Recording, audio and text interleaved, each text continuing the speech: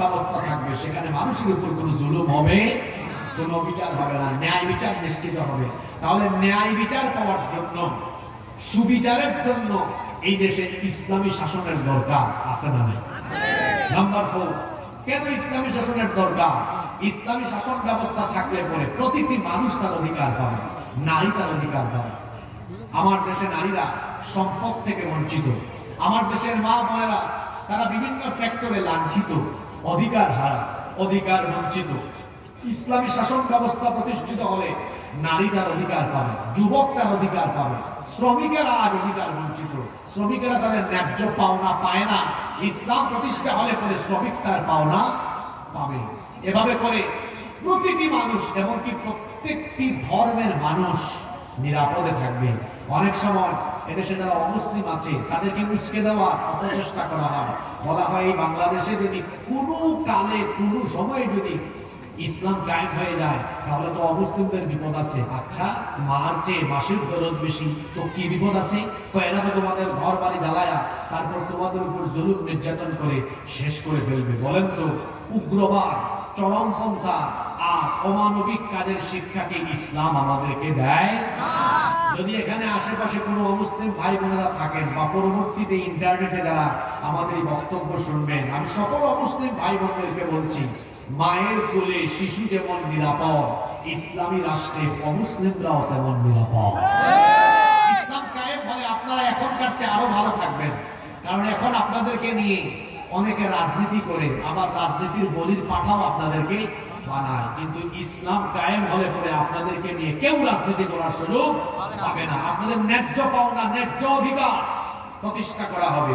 কারণ আমার ইসলাম এত সুন্দর, অমুসলিমদের প্রতি অবিচার করতে এবং তাদের উপরে জুলুম করতে নিষেধ যিনি করেছেন, জুড়ে বলেন তিনি কে? রব্বুল আলামিন। কোরআনে কারীমের 60 নম্বর সূরা সূরাতুল মুমতাহিনা এর 8 নম্বর আয়াতে বলছেন, লা ইয়ানহাকুমুল্লাহু আনিল্লাযীনা লাম ইউকাতিলুকুম ফিদ-দীনি ওয়া লাম ইউখরিজুকুম মিন দিয়ারিকুম আন তাবাররুহুম ওয়া তুকসিতু ইলাইহিম ইন্নাল্লাহা ইউহিব্বুল মুকসিতিন। আল্লাহ তাআলা বলছেন, যারা তোমাদের সাথে দ্বীনের ব্যাপারে যুদ্ধে জড়ায়নি এবং যারা তোমাদেরকে ঘর বাড়ি থেকে বিতাড়িত করেনি, সেই সকল মুসলিমদের সাথে সদাচার করতে আল্লাহ তোমাদেরকে নিষেধ করছেন না, বরং আল্লাহ বলছেন তাদের প্রতি সদাচার করো, ইনসাফপূর্ণ আচরণ করো এবং তাদের উপর অবিচার করো না। আমার ইসলাম কত সুন্দর! হিন্দু, বৌদ্ধ, খ্রিস্টান ভাইয়েরা আমার আল্লাহর কথাগুলো শুনে আল্লাহ কত সুন্দর করে বলছেন, তোমাদের রাষ্ট্রে বসবাসরত অমুসলিমদের প্রতি অবিচার করো না, তাদের উপর জুলুম করো না।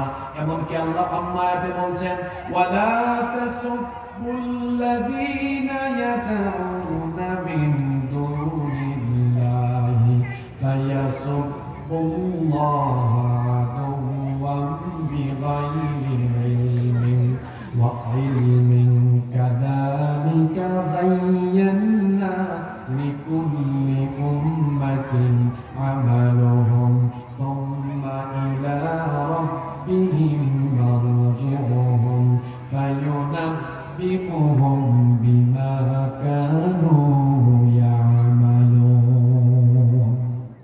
অমুসলিমরা এই আয়াতগুলো শুনবেন, আমরা মুসলমানরা হিংস্র নই, জঙ্গি নই, আমরা উগ্রবাদী নই। আমার আল্লাহ আমাদেরকে শিখিয়েছেন, অমুসলিমদের উপাস্যকে তোমরা গালি দিও না, কারণ তোমরা যদি তাদের উপাস্যকে গালি দাও অজ্ঞতাবশত তারাও তোমাদের আল্লাহকে গালি দিয়ে বসবে। সুবহানাল্লাহ! এত সুন্দর শিক্ষা ইসলামের ভেতরে রয়েছে। এমনকি অমুসলিমদের উপাসনালয়েও হামলা চালাতে নিষেধ করা হয়েছে। আল্লাহ নবী যখন সাহাবীদেরকে কোনো যুদ্ধে পাঠাতেন তখন তিনি বিশেষভাবে সাহাবীদেরকে বলতেন, নারীদের উপরে, শিশুদের উপরে, বয়স্কদের গায়ে হাত তোলো না, এমনকি উপাসনালয়ে তোমরা হামলা চালাও না। আল্লাহ নবী নিষেধ করে দিয়েছেন অমুসলিমদের উপাসনালয়ে হামলা করো না। আল্লাহ নিষেধ করে দিয়েছেন অমুসলিমদের উপাস্যকে গালি দিও না। আল্লাহ নিষেধ করেছেন অমুসলিমদের সাথে বেইনসাফপূর্ণ আচরণ করো না। এই জন্য বলেছি ইসলাম যদি কায়েম হয়, এই দেশে যদি কোরআনের আইন প্রতিষ্ঠা হয়, মায়ের কোলে শিশু যেমন নিরাপদ থাকে, 56,000 বর্গ মাইলের সকল অমুসলিমরা আমাদের কাছে নিরাপদ থাকবে। বুঝতেছেন কথা আমার? এখন অবস্থা এমন হয়ে গিয়েছে, ওই যে বললাম মার চেয়ে মাসির দরদ বেশি। আমাদের দেশে অমুসলিম যারা আছেন তাদের প্রতি আমরা কতটা আন্তরিক, এই দেশে আমরা সবাই মিলেমিশে একসাথে বসবাস করেছি, করছি, করব ইনশাআল্লাহ। কিন্তু পাশের দেশ থেকে আমাদের দেশকে অস্থিতিশীল করবার জন্য বিভিন্ন ধরনের পরিস্থিতি সৃষ্টি করা, অপচেষ্টা করা। ভাই আপনারা জানেন সর্বশেষ ইসকনের মাধ্যমে চিন্ময় কুমার প্রভু, এদের মাধ্যমে বাংলাদেশকে অস্থিতিশীল করার অপচেষ্টা করা হয়েছে। সেই 5ই আগস্ট থেকে তাদের মিডিয়াগুলোতে প্রচার করা হয়েছে যে বাংলাদেশে নাকি হিন্দুদের ঘর বাড়ি জ্বালিয়ে পুড়িয়ে ছাই করে দেওয়া হচ্ছে। আচ্ছা বলেন তো, আপনাদের পাশেই তো সাক্ষীরাতে, এই যে যশোরে, মনিরামপুরে, এইসব এলাকায় প্রচুর হিন্দু আছে। আমি এইসব এলাকায় প্রতি বছর মাহফিলে আসি, অনেক হিন্দু ভাই বোনরাও মাহফিলে আসে, আমাদের আলোচনা শুনে। আপনারা বলেন, আপনাদের এই এলাকায় কোনো হিন্দুদের ঘর বাড়ি পোড়ানো হয়েছে? সামনে পোড়ানো হবে? কোনোদিনও না। ইসলাম আমাদেরকে এই শিক্ষা দেয় না। কিন্তু পাশের দেশের মিডিয়ায় আমাদের ব্যাপারে মিথ্যাচার ছড়ানো হয় যে বাংলাদেশে জঙ্গিবাদ, উগ্রবাদ কায়েম হয়ে গিয়েছে, এখানে হিন্দুদের ঘর বাড়ি জ্বালিয়ে পুড়িয়ে ছাই করে দেওয়া হচ্ছে। আমি বলি, নিজের চরকায় তেল দাও। আমাদেরকে জঙ্গি বলার আগে আয়নায় নিজের চেহারা দেখো। আমরা জঙ্গি নই, বরং পৃথিবীর ইতিহাসের কুখ্যাত জঙ্গি হলে তোমরা। তোমরা কি কি জঙ্গিবাদী কাজ করেছো সব রেকর্ড আমাদের কাছে আছে। বাংলাদেশে তো আমরা কোনো মন্দির দখল করে মসজিদ কোনোদিন বানাইনি, সামনে বানাবো না। কিন্তু তোমরা এমন উগ্রবাদী জঙ্গি, তোমরা এমন কালপ্রিট, এমন সন্ত্রাসী, তোমরা আমাদের শত শত বছরের ঐতিহ্য বাবরি মসজিদ দখল করে রাম মন্দির বানিয়ে গোটা দুনিয়ার 200 কোটি মুসলমানদের করিয়া, গোটা দুনিয়ার 200 কোটি মুসলমানদের কলিজায় আগুন লাগিয়ে দিয়েছো। জঙ্গিবাদী আমরা না। আমাদেরকে এই কথা বলার আগে আয়নায় নিজের চেহারা দেখো।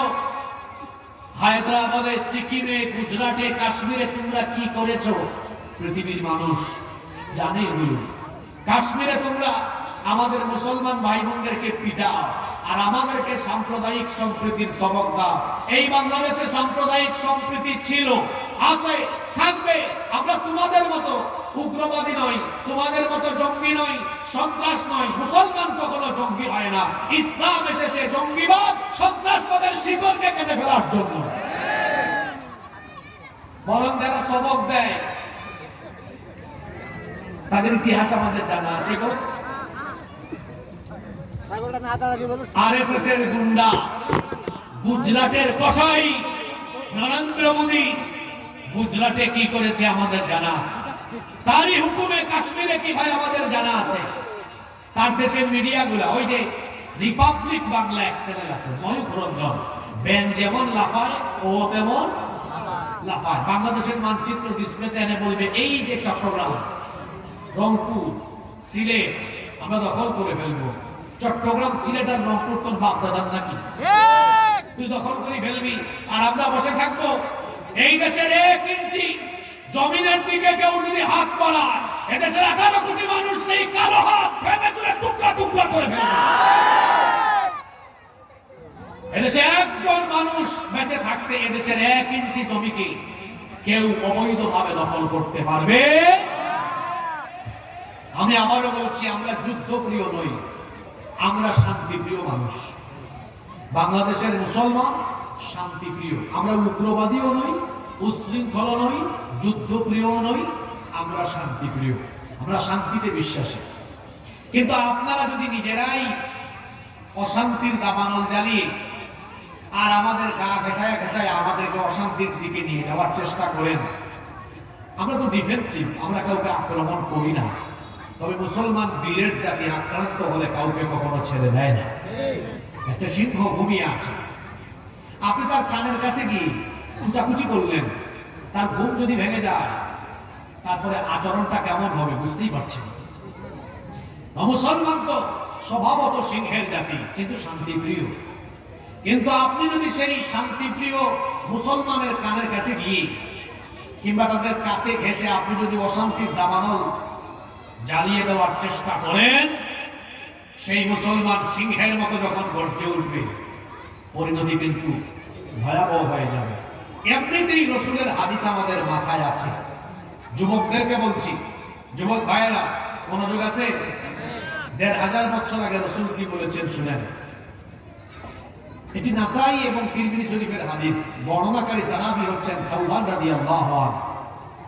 তিনি বলছেন, আল্লাহ নবী বলেছেন, ইসাবাতানি মিন উম্মতি আহরাজাহুমুল্লাহু মিনান নার। আমার উম্মতের দুইটা দলকে আল্লাহ তাআলা জাহান্নাম থেকে মুক্তি দিয়েছেন, এদেরকে আল্লাহ বিনা হিসাবে জান্নাত দিবেন। আপনারা সুবহানাল্লাহ পড়বেন না? কয়টা দলকে আল্লাহ জাহান্নাম থেকে মুক্তি দিয়েছেন? জোরে বলতে হবে কয়টা? একটা দল হলো, রাসূল বলেছেন, ইসাবাতুন তাকজুল হিন্দ। একটি দল হলো যারা হিন্দুস্তানের বিরুদ্ধে যুদ্ধে অংশ নিবে। হিন্দুস্তানের বিরুদ্ধে যুদ্ধে অংশ নেওয়া প্রতিটি মুসলমানকে আল্লাহ জাহান্নাম থেকে মুক্তি দিবেন। এটি মনোযোগ কেমন ছিল? যুদ্ধে শহীদ হওয়া না অংশ নেওয়া? যদি বলেন তাহলে এটা ১৫০০ বছর আগের হাদিস। রাসূল বলেছেন হিন্দুস্তানের বিরুদ্ধে যুদ্ধে যারা অংশ নিবে, এই হাদিস কি বার্তা দেয়? তাহলে হিন্দুস্তানিদের সাথে মুসলমানদের একটা যুদ্ধ হবে। এটা ১৫০০ বছর আগে বলেছেন মুহাম্মদুর রাসূলুল্লাহ সাল্লাল্লাহু আলাইহি ওয়াসাল্লাম, যেটাকে বলা হয় গাজওয়াতুল হিন্দ। এখন আমরা তো আর যুদ্ধে ঝাঁপিয়ে করার জন্য পাগল করা হয়ে যায়নি। আমি আগেই বলেছি, মুসলমান যুদ্ধ প্রিয় না, মুসলমান হলো শান্তি প্রিয়। আপনি যদি নিজেই যুদ্ধ বাঁধিয়ে দেন, আপনি কি মনে করেন আমরা বসে থাকবো? ওই রসুলের গাজওয়াতুল হিন্দের চেতনার হাদিস আমাদের মাথায় আছে। আমরা জানি এই পবিত্র যুদ্ধে অংশ নিলে জাহান্নামের আগুন আল্লাহ আমাদের জন্য মাফ করে দিবেন। সুতরাং আপনি নিজে থেকেই যদি যুদ্ধের দাবানল ছড়িয়ে দেন, এদেশের যুবক যুবতী, তরুণ তরুণী, আবাল বৃদ্ধ বনিতা গাজওয়াতুল হিন্দের চেতনা নিয়ে যখন নেমে যাবে, ইউনূস সাহেব বলেছেন 7 সিস্টারের কথা। আর আমি বলছি, আমার দেশের মানচিত্রের উপরে কুনজর দিলে ভারতের মানচিত্র টুকরা টুকরা হয়ে গিয়ে দিল্লিতে কালেমার পতাকা আবার উড়াইয়া দেওয়া হবে। সুতরাং গুজরাটের কসাই, আরএসএস এর গুন্ডা নরেন্দ্র মোদীকে সাবধান করছে, নিজের চরকায় তেল দাও। বিবিসি বলছে তোমার দেশের ৬০ কোটি মানুষ এখনো স্বাস্থ্যসম্মত পায়খানা ব্যবহার করতে পারে না। মানুষকে আগে টয়লেট উপহার দাও, আগে মানুষকে টয়লেটে পাঠাও। আমি নিজে ভারতে ৫-৬ বার গিয়েছি, যদিও গত ৫-৬ বছর ধরে যাই না। আমাকে সর্বশেষ ২০১৯ সালে নেতাজি সুভাষচন্দ্র বসু আন্তর্জাতিক বিমানবন্দরে প্রায় ২-৩ ঘন্টা আমাকে অন্যায়ভাবে আটকে রেখেছে। এরপর থেকে আমি আর ভারতে যাই না। অনেকে বলে ভারতে আমি মাহফিলে যাই না কেন? এই কারণে যাই না, ২-৩ ঘন্টা আমাকে আটক করে রেখেছে, অনেক হ্যারেস করেছিল। তো আমি বহুবার গিয়েছি ভারতে, ওদের স্বাস্থ্যসম্মত টয়লেট নাই। অনেক জায়গায় আমি দাওয়াতি সফরেও গিয়েছি, মানুষ খোলা জায়গায় পায়খানা করে। নিজের চরকায় তেল দাও, নিজের দেশের মানুষের প্রতি মনোযোগী হও। আমার দেশে হিন্দু, মুসলিম, বৌদ্ধ, খ্রিস্টান সবাই মিলেমিশে আমরা সম্প্রীতির সাথে আছি। এদেশে ইসলাম যদি কায়েম হয়, অমুসলিমরা আরো আরামে থাকবে। তোমাদের জন্য চলাফেরা অত বেশি না হয়। সম্মানিত ভাইয়েরা, বলছিলাম ইসলাম কায়েম হলে অমুসলিমরাও এরা কি দুঃখে থাকবে না সুখে থাকবে? তাহলে সকল ধর্ম বর্ণের মানুষের অধিকারের জন্য মানুষের শাসন ব্যবস্থা দরকার না ইসলামী শাসন ব্যবস্থা দরকার? নাম্বার 5, কষ্ট হচ্ছে নাকি আপনাদের? 5 নাম্বার, ইসলামী শাসন ব্যবস্থা এজন্য দরকার। ইসলামী শাসন ব্যবস্থা থাকলে সকল মতের মানুষ মত প্রকাশের এবং সকল ধর্মের মানুষ ধর্ম পালনের সুযোগ পাবে। আমরা দেখেছি ধর্ম নিরপেক্ষ মতবাদের কথা বলে দেখা গিয়েছে শুধুমাত্র মুসলমানদেরকে অবাধ ধর্ম চর্চার পথে বিভিন্ন কায়দায় বাধা বিঘ্নতা সৃষ্টি করা হয়েছে। আপনারা দেখেছেন গত 15 বছর হিন্দুরা তাদের পূজা অর্চনা করেছে অনেক সেফটি সিকিউরিটির সাথে। তারা করুক, এটা রাষ্ট্রের দায়িত্ব তাদেরকে এই ব্যবস্থা করে দেওয়া। কিন্তু তারা যদি এই সুযোগ পায়, মুসলমান এই সুযোগ পায় না কেন? আপনারা দেখেছেন এক একটা মাহফিলের আয়োজন করতে গিয়ে মানুষ কত বাধার সম্মুখীন হয়েছে, এমনকি মাহফিলের আয়োজক হয়েছে এই অপরাধে অন্যায়ভাবে জেলে বন্দী করেও রাখা হয়েছে। এরকম হয় নাই? তাহলে এইটা কি মত এবং অবাধ ধর্ম পালনের সুযোগ দেওয়া হলো? দেওয়া তো হলো না। কিন্তু ইসলাম যদি প্রতিষ্ঠিত হয়, সব ধর্মের মানুষ তার ধর্ম পালন করবে। কারণ আল্লাহ তো বলেছেন লা ইকরাহা ফিদ-দীন, ধর্মের ব্যাপারে কোনো জোর জবরদস্তি নাই। লাকুম দীনুকুম ওয়ালিয়া দীন। যদিও আমাদের দেশে ধর্ম নিরপেক্ষ মতবাদীরা এই আয়াতের অপেক্ষা করেছে। আমার দেশের এক রাবেয়া বসরি ছিলেন, তিনি একবার বলেছিলেন যে বুখারী শরীফে আছে লাকুম দীনুকুম ওয়ালিয়া দীন। এটা কি বুখারী শরীফে? যদি বলেন এটা কি বুখারী শরীফে? এটা কোথায়? এটা কোরআনে আছে, লাকুম দীনুকুম ওয়ালিয়া দীন। এই রাবেয়া বসরি আর আরেক আব্দুল কাদের জিলানী পেয়েছিলাম ওই নারায়ণগঞ্জের কুতুব। ও বলেছে 70 রাকাত তাহাজ্জুদ রাতের বেলা পড়ে। তার নাম দিয়েছে আব্দুল কাদের জিলানী। আর এদিকে পাইছি আরেক রাবেয়া বসরি, উনি বলেছেন আমি সকালবেলা ঘুম থেকে উঠে সবার আগে জায়নামাজ খুঁজি। এই রাবেয়া বসরি জায়নামাজ খুঁজেন, ওইদিকে আব্দুল কাদের জিলানী রাতের বেলা তাহাজ্জুদে দাঁড়ায় থাকে। আর সারাদিন আলেম উলামা ধরে জেলখানায় ভরে রাখে, আর তরুণ যুবক ছাত্রদের গায়ে তাদের বুকে গুলি করার জন্য তারা পুলিশকে আদেশ করে।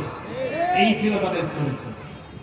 সম্মানিত ভাইয়েরা, ইসলাম যদি কায়েম হয়, লাকুম দীনুকুম ওয়ালিয়া দীন, তোমার ধর্ম তোমার, আমার দিন আমার, যে যার ধর্ম পালন করবে। বলা হয় ধর্ম যার যার, উৎসব নাকি সবার। এটা একটা কুফরি কথা। ধর্ম যার, উৎসবও তার।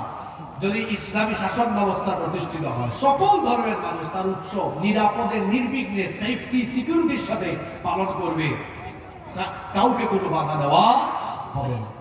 নাম্বার 6, 6 নাম্বার, ইসলামী শাসন ব্যবস্থা যদি প্রতিষ্ঠিত হয়ে যায়, তাহলে সমাজ এবং রাষ্ট্রে অপরাধ প্রবণতা কমে যাবে। চুরি কমবে, ডাকাতি কমবে, জিনা, ব্যভিচার, খুন, হত্যা, গুম, লুণ্ঠন, রাহাজানি, চাঁদাবাজি, টেন্ডারবাজি কমে যাবে। কারণ এগুলোর বিচার যখন আল্লাহর কোরআন দিয়ে করা হবে, তখন অপরাধ আর সমাজে থাকবে না ইনশাআল্লাহ। আপনারা আমার দিকে তাকান, বলেন তো, এই যে চুরির শাস্তি মানুষ আইন বানাইয়া, মনে করেন একটা চোরকে এলাকায় ধরছেন, আপনাদের এলাকার নাম কি আন্দোলিয়া, তাই না? আজকে ধরলেন চোর, তাকে আপনারা থানায় সুপর্দ করলেন, থানা তাকে কোর্টে চালান করলো। তো এই চোর যদি 2-4 মাস 1-2 বছর জেলখানা থাকে, এরপরে যদি জামিন নিয়ে বের হয়, বেশিরভাগ ক্ষেত্রে আপনারা বলেন, আমি বলবো না, বেশিরভাগ ক্ষেত্রে বলেন তো, চোর ডাকাতরা জেল থেকে বের হয়ে চুরি ছেড়ে দেয় না আরো প্রমোশন নেয়? হ্যাঁ, অনেকে দেখা যায় আদালত চত্বরে হাত নাড়ায়, আমি আসতেছি, আসলে দেখাই দেব। ডাকাতি কমে না, ডাকাতি বাড়ে। জিনা বদমাইশি কমে না, আরো বাড়ে। আপনি একটা চুরির বিচার কোরআন দিয়ে করেন তো, একজন চোরের হাত কেটে দেন, এই বিচার থেকে সবগুলা শেষরা চোর তারের মতো সোজা হয়ে যায়। একটা ডাকাতির বিচার, একটা জিনার বিচার, ধর্ষণের বিচার কোরআন দিয়ে করে দেখেন, যারা অপরাধী আছে সোজা হয়ে যাবে। তাহলে বলেন, কোরআন দিয়ে বিচার করলে সমাজ থেকে দিন দিন অন্যায় কমবে না বাড়বে? জোরে বলেন, কমবে না বাড়বে? আপনারা কি চান না এই সমাজ থেকে, এই দেশ থেকে অন্যায় অপরাধ কমে যাক? চান কি চান না? যদি চান তাহলে ইসলামী শাসনের দরকার আছে না? দেখেন, ইসলামী শাসন আমি আপনাদের উপর চাপায়া দিচ্ছি না, আমি জাস্ট প্রয়োজনীয়তা তুলে ধরছি।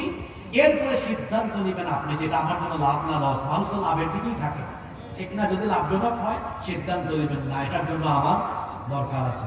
এবার শুনেন, এখানে যুবক আছে না, বেকার আছে না, অনেকে কাজ কাম নাই, এই পয়েন্ট তাদের জন্য। সবাই রেডি তো? কয় নাম্বারে আসলাম? 7 নাম্বার পয়েন্ট। কষ্ট হচ্ছে নাকি আপনাদের? আমি তো পয়েন্ট ভিত্তিক বলছি। 7 নাম্বার, ইসলামী শাসন ব্যবস্থা থাকলে এই দেশে একজন গরিব মানুষ থাকবে না। কয়জন বললাম? যদি বলেন তো। আমি চ্যালেঞ্জ করে গেলাম এখানে, চ্যালেঞ্জ, আই ক্যান চ্যালেঞ্জ, একজন আঙ্গুল দিয়ে বললাম, একজন গরিব মানুষ এই দেশে থাকবে না। যে আমার ভাই বক্তব্যের আগে বললেন যে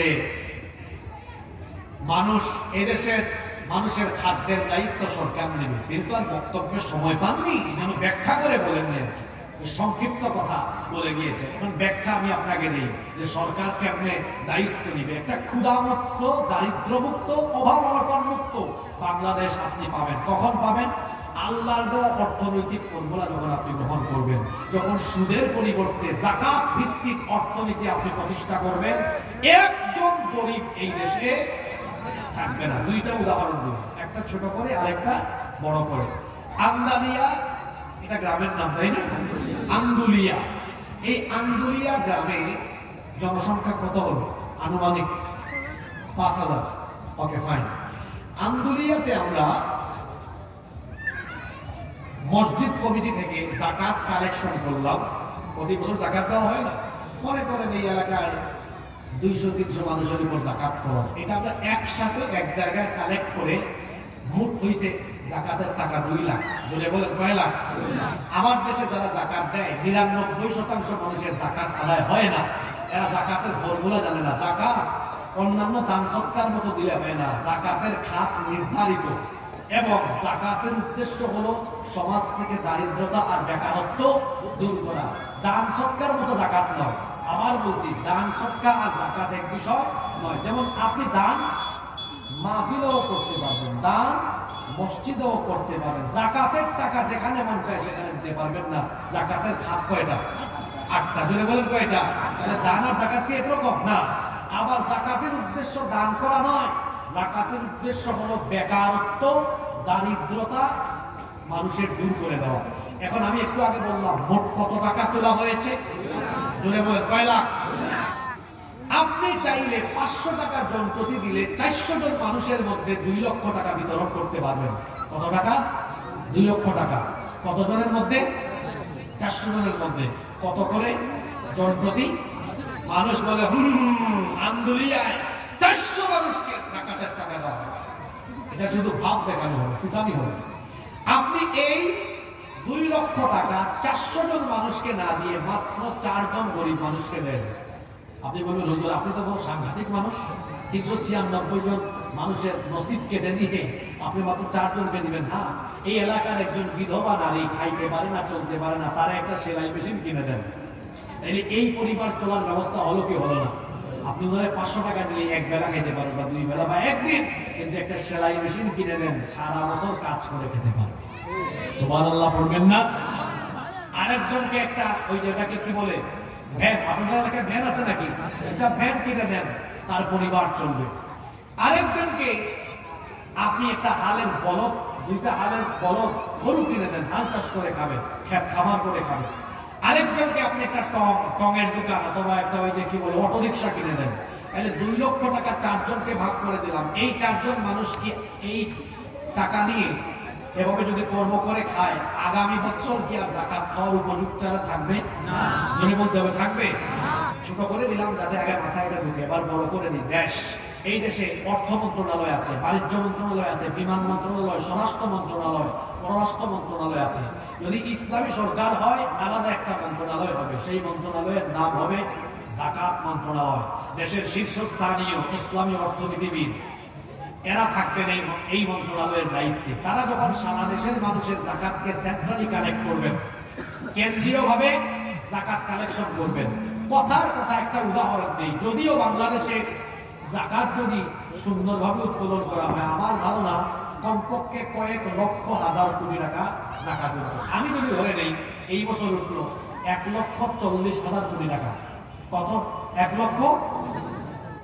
হিসাবটা একটু ছোট করে দিলাম আর কি, যাতে আপনাদের বুঝতে সুবিধা হয়। 1,40,000 কোটি টাকা। তাহলে দেখেন এই বছর বাংলাদেশে বেকার 70 লক্ষ যুবককে ডেকে আনেন। কত লক্ষ যুবক? কথা বলেন না কেন? 70 লক্ষের হাতে প্রতিজনের হাতে 2 লাখ টাকা করে দেন। কত লাখ? 2 লাখ করে দিলে 1,40,000 কোটি টাকা শেষ। বলেন তো জন প্রতি 2 লক্ষ টাকা করে দেওয়া হয়। এই 70 লক্ষ বেকার কি বেকার থাকবে নাকি কর্ম করে স্বাবলম্বী হতে পারবে? জোরে বলেন। এইরকম বেশি না, 5 থেকে 10 বছর যদি বেকারত্ব দূরীকরণে যাকাত ভিত্তিক অর্থনীতি এই দেশে প্রতিষ্ঠা করা যায়, চ্যালেঞ্জ করে বললাম একজন গরিব মানুষ বাংলাদেশে পাওয়া যাবে না। এখন আসেন, আমি চাপাবাজি করলাম না পৃথিবীর ইতিহাসে এমন ঘটেছিল? আলেমরা বসে আছেন, জিজ্ঞেস করেন পৃথিবীতে একজন শাসকের জামানা এমন হয়েছিল মানুষ যাকাতের টাকা নিয়ে রাস্তা রাস্তায় ঘুরছে, কোনো গরিব মানুষ পায় নাই। কার জামানা? ওমর ইবনে আব্দুল আজিজ রাহমাতুল্লাহি আলাইহির জামানা। তিনি ইসলামী শাসন ব্যবস্থার সুফল তার সমাজের মানুষকে দেখিয়েছেন। একজন মানুষকেও যাকাত দেওয়ার মতো গরিব মানুষ তার সীমানার ভেতরে পাওয়া যায় না। সুবহানাল্লাহ কইতে ইচ্ছে করলো না? তাহলে বাংলাদেশও এরকম দারিদ্র্যমুক্ত ক্ষুধামুক্ত হোক, আপনারা চান কি চান না? ইসলামী শাসনের দরকার আছে না নাই? 8 নাম্বার। কষ্ট হচ্ছে আপনাদের? কেউ উঠিয়েন না, শেষ করে উঠেন। শেষ ভালো যা সব ভালো। 8 নাম্বার, যদি ইসলামী শাসন ব্যবস্থা কায়েম হয়, যারা রাষ্ট্রীয় দায়িত্ব থাকবে এদের ভিতরে দুনিয়ার প্রতি লোভ লালসা থাকবে না, আখিরাত পাওয়ার চিন্তা থাকবে।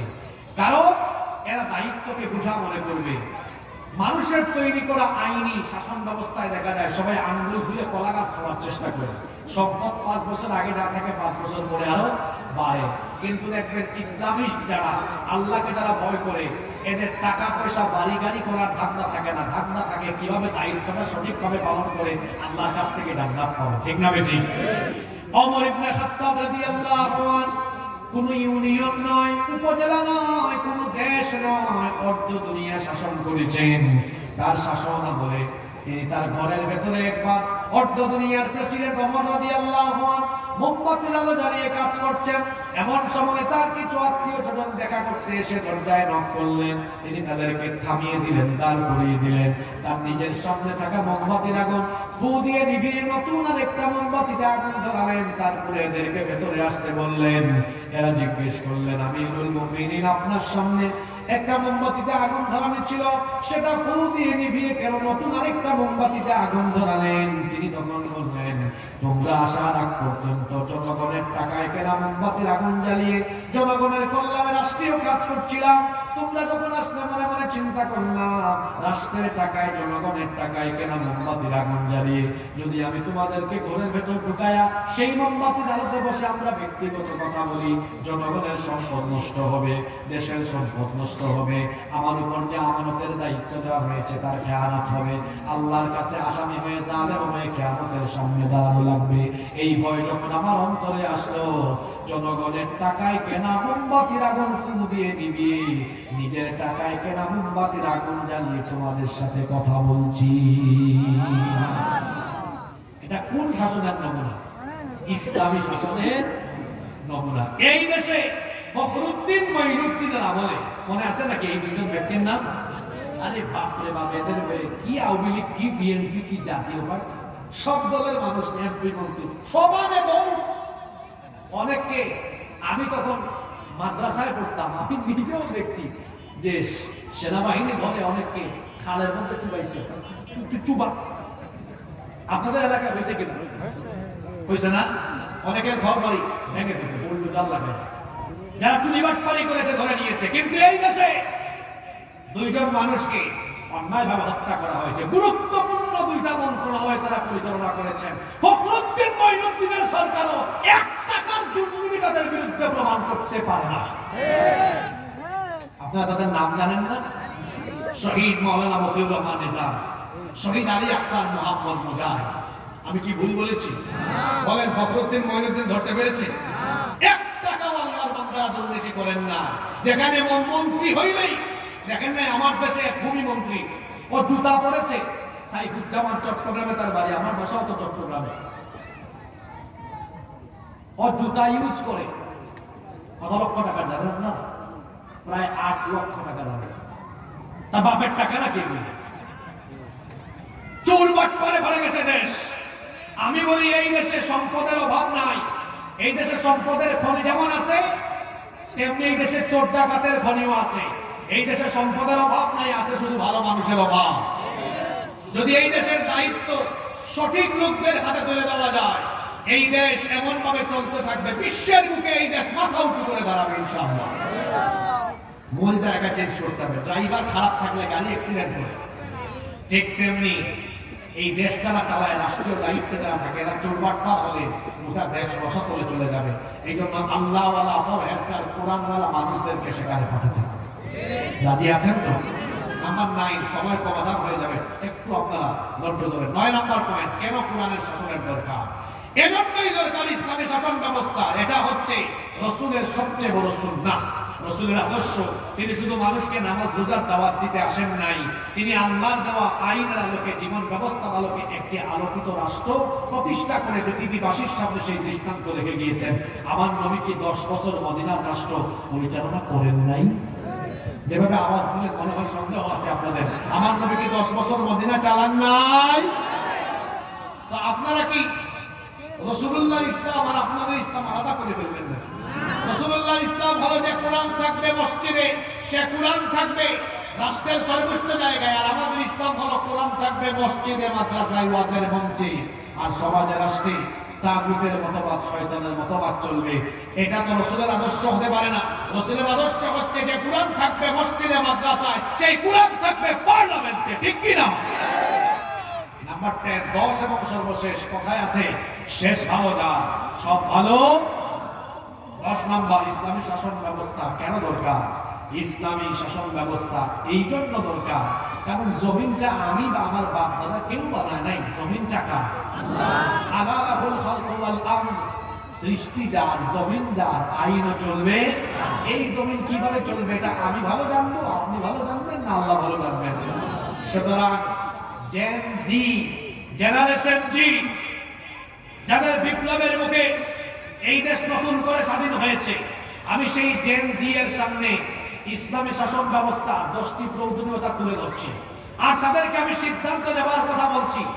জেন জি যারা এখন আন্দোলন করছে বাংলাদেশকে দুর্নীতিমুক্ত করবে, এই বাংলাদেশকে তারা আলোকিত বাংলাদেশ হিসাবে গড়ে তুলবে, আমি তাদেরকে বলবো আলোকিত বাংলাদেশ, দুর্নীতিমুক্ত বাংলাদেশ এটা মানুষের তৈরি করা আইন দিয়ে সম্ভব নয়, একমাত্র আল্লাহর দেওয়া কোরআন দিয়ে সেটা সম্ভব।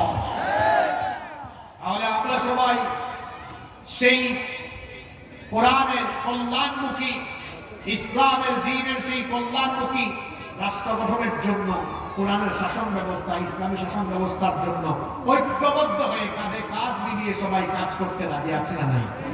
কারা কারা রাজি নাই থেকে হাত তুলে? মনোযোগ আছে মানুষের, সবাই রাজি আছেন তো? আল্লাহ সবাইকে কবুল করেন। কারা কারা রাজি আছেন একটু হাত তুলে দিন।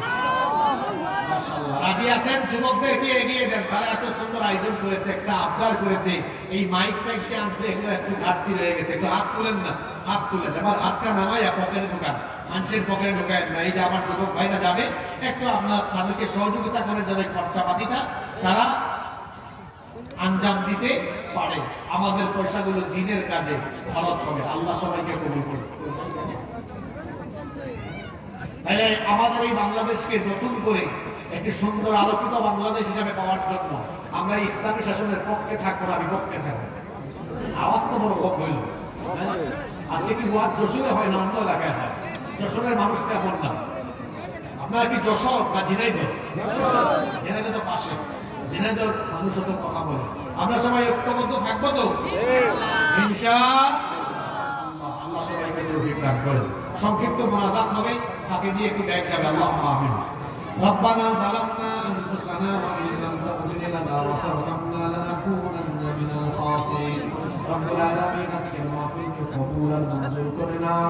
আমরা যারা মাহফিলে এসেছি আমাদের সবার জীবনের গুনাহ খাতা মাফ করে দাও।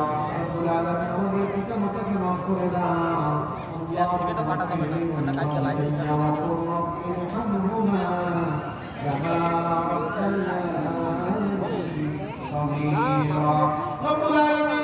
আমার দেশের উপরে রহমত বরকত নাযিল করো, সকল বাধা মুসিবত থেকে তুমি নিষ্কৃত হেফাজত করো। রব্বুল আলামিন আমাদের সবাইকে